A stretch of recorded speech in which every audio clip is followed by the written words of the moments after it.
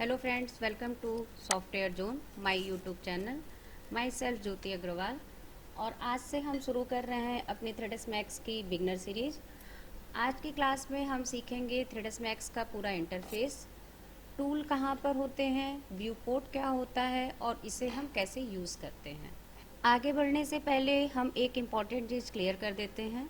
बहुत सारे स्टूडेंट पूछते हैं, मैम थ्रेडस मैक्स 2013 या 14, 15 या 23 या 26 ये क्या होता है और इसमें फ़र्क क्या होता है, और अगर ये वर्ज़न है तो हम कौन सा वर्ज़न सीखें, पुराना सीखें या नया सीखें।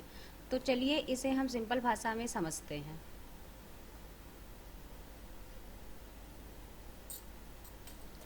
अगर हम थ्रेडस मैक्स 2013 का पूरा अगर हम थ्रेडस मैक्स 2013 के बारे में बात करते हैं तो यह वर्ज़न बहुत ही हल्का होता है और लो एंडिंग पीसी पर भी ये बहुत अच्छे से काम करता है। बेसिक मॉडलिंग, मॉडिफायर, लाइटिंग वगैरह इसमें भी मौजूद होते हैं, लेकिन इसमें नई अपडेट फीचर और स्मार्ट वर्कफ्लो नहीं कर सकते हैं। रेंडिंग टेक्निक भी पुरानी है, मेंटल रे भी हमको पुराने मिलेगा। स्लो यूआई इंटरफेस होता है, यानी जो यूज़र इंटरफेस होता है वो थोड़ा स्लो चलता है। लार्ज सीन में अगर हम कभी कभी काम करते हैं तो हमें उसमें काफ़ी समय लग सकता है। तो 2013 का अगर हम थ्रेडस मैक्स यूज़ करते हैं तो हमको इसमें थोड़ी दिक्कत आ सकती है, क्योंकि जो 2024 या 23 या 20 के ऊपर के अपडेट के वर्जन की अगर हम बात करते हैं तो वो उसमें और 2023 में हमें थोड़ी सी दिक्कत आ सकती है। मगर अच्छाई क्या है कि 2013 वर्जन अगर हम स्टार्ट करते हैं तो वो बहुत ही सिंपल होता है और काफ़ी हल्का रहता है। मतलब अगर आपके पास दो पीसी लो अपडेट पीसी भी है तो आप उसमें भी 2013 वर्जन चला सकते हैं और बिगनर के लिए ये बहुत ही सुटेबल होता है। हमारे पास है, देखिए, थ्रेडस मैक्स 2023। और 2023 की अगर हम बात करते हैं तो वो ये एक ऐसा सॉफ्टवेयर होता है जिसका जो ये वर्ज़न ऐसा होता है, सॉरी सॉफ्टवेयर नहीं, ये एक वर्ज़न ऐसा होता है जिसमें हमको सारी चीज़ें बहुत ही ईज़िली मिल जाती हैं। और ये थोड़ा अपडेट भी है मॉडलिंग के लिए, इसका इंटरफेस भी थोड़ा अपडेट है। और इसमें जो है हमको चैम्फर कमांड में इम्प्रूवमेंट मिलती है। इसमें रेंडर कमांड में बहुत सारी चीज़ें अपडेट हो चुकी हैं जो कि हमको बहुत अच्छे से मिलती हैं। मगर अगर एक बेसिक सवाल की बात करें तो इन सब वर्जनों में क्या बहुत ज़्यादा फ़र्क होता है, तो नहीं। बेसिक मॉडलिंग बिल्कुल सेम होती है, मॉडिफायर भी सेम है, व्यू पोर्ट भी हमारा जैसा 2023 में है वैसा ही आपको 2013 में भी मिलेगा और वैसा ही 2026 में भी मिलेगा। यूनिट सेटअप भी सेम होता है जो कि हमारा बहुत बेसिक चीज़ होता है, जिसके बारे में हम आपको सेकेंड वीडियो में बताएंगे। और टूल्स के भी जो नाम होते हैं वो भी इसमें, जो नाम हमको 13 में मिलेगा वही नाम हमको 23 में भी मिलेगा और वही नाम हमको 26 में भी मिलेगा।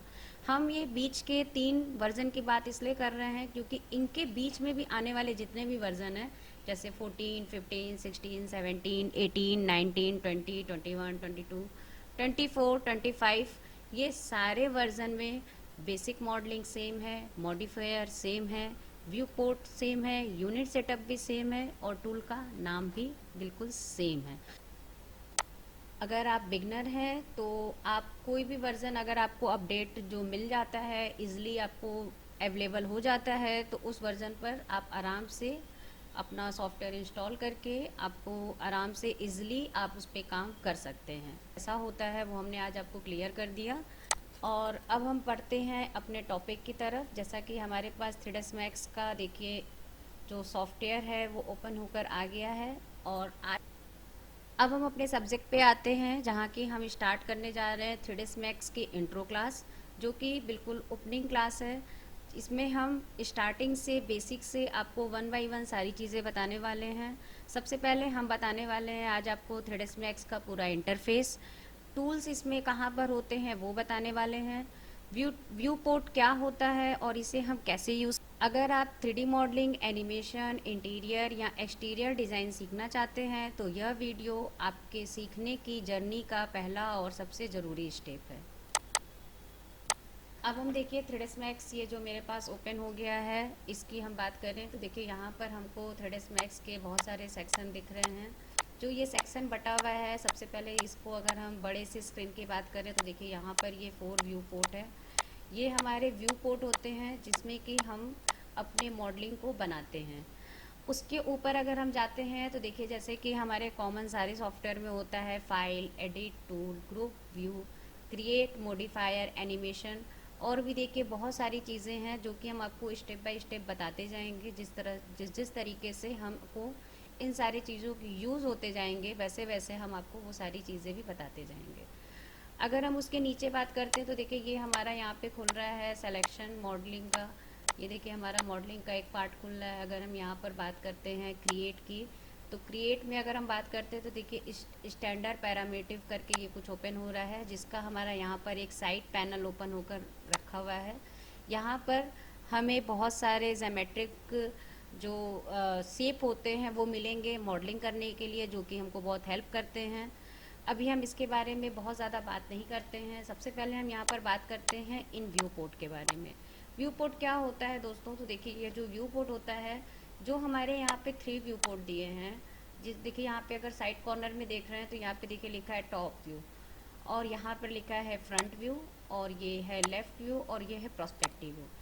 एक्चुअल में देखिए तो ये होता क्या है, आज हम आपको बताते हैं। देखिए यहाँ पर हमारे पास एक रेडीमेड टी पोर्ट बना हुआ है, और अगर हम इसको यहाँ पर इस तरह से अपने माउस को ड्रैग करके यहाँ पर बनाते हैं तो देखिए ये हमारा कुछ ऐसा बन जाता है। तो आप देख सकते हैं कि ये व्यू पोर्ट होता क्या है। अगर हम इसको डिटेलिंग में बताना चाहें तो देखिए जो ये व्यू पोर्ट है, देखिए यहाँ पर एक हमारा यहाँ मॉडलिंग बना हुआ है, ठीक है। तो वो टॉप व्यू से कुछ हमको इस तरीके से दिख रहा है। ये देखिए किसी भी मॉडलिंग को, किसी भी मॉडल को अगर हमको टॉप व्यू से देखना है तो वो कैसा दिखता है, ये हम 3ds मैक्स में बहुत ही ईजिली वे में देख सकते हैं, क्योंकि ये हमारा 3D मॉडलिंग सॉफ्टवेयर होता है। तो इसमें हमें सारे व्यू इसको बहुत ही आसानी से देख सकते हैं। हमारे अपने मॉडल के सारे व्यू को हम बहुत आसानी से देख सकते हैं। जैसे देखिए यहाँ पे ये मेरा टॉप व्यू दिख रहा है। अगर हम यहाँ पे क्लिक करते हैं तो देखिए यहाँ पर ये हमारा लेफ़्ट व्यू फ्रंट व्यू दिख रहा है, ठीक है। यहाँ पे देखिए एक ग्रिड लाइन बनकर आ रही है। अगर हम जी प्रेस करते हैं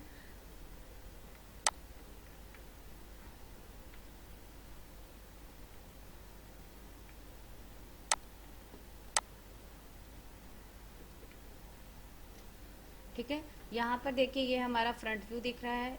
अगर हम जो मेरे माउस में जो ये छोटा सा टायर टाइप का बटन होता है, अगर इसको स्क्रॉल करते हैं तो ये देखिए जूम हो जाता है, ठीक है।